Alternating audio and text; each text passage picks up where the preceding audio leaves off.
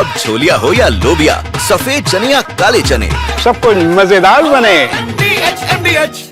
और उत्तराखंड के धराली में प्राकृतिक आपदा को आए आज 10 दिन हो चुके हैं। सर्च ऑपरेशन अभी भी जारी है, जबकि रेस्क्यू ऑपरेशन खत्म हो चुका है। संवाददाता पुनीत शर्मा की एक ग्राउंड रिपोर्ट आपको दिखाते हैं।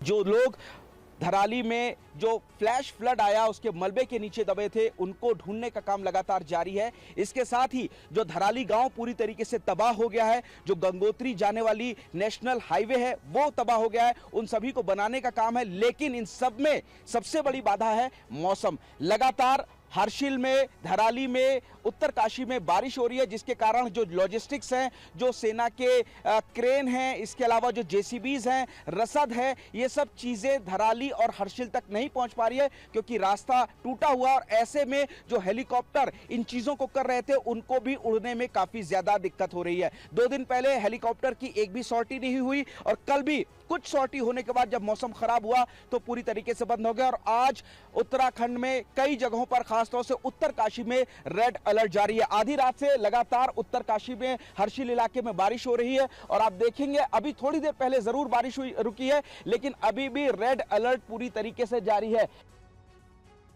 उत्तराखंड के ही कई जिलों में बाढ़ बारिश ने आफत मचा रखी है।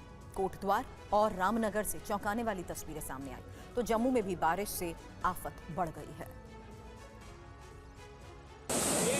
तस्वीरें उत्तराखंड के कोटद्वार की है, जहां सड़कों पर सैलाब नजर आ रहा है। गाड़ियां डूबी पड़ी हैं। पानी के बीच कई बाइक सवार जद्दोजहद करते नजर आ रहे हैं। आलम यह है कि तेज बारिश के बाद पानी लोगों के घरों और दुकानों तक पहुंच गया है।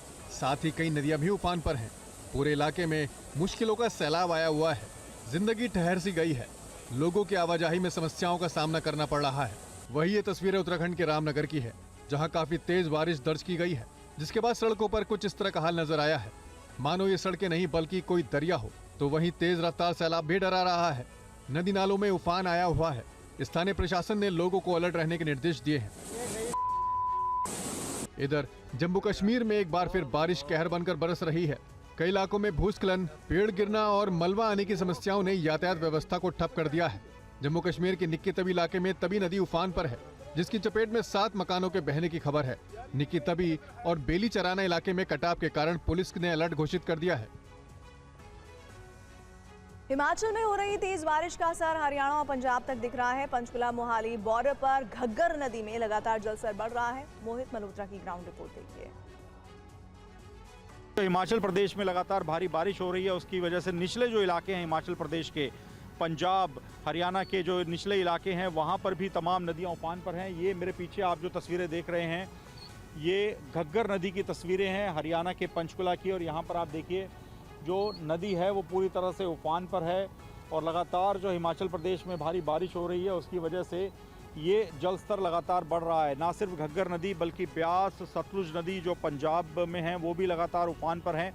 इस वजह से पंजाब के 5 जिलों में भी बाढ़ जैसी स्थिति बनी हुई है। गाँवों में, घरों में, खेतों में पानी आ गया है। लोगों को अपने घर खाली करने पड़ रहे हैं।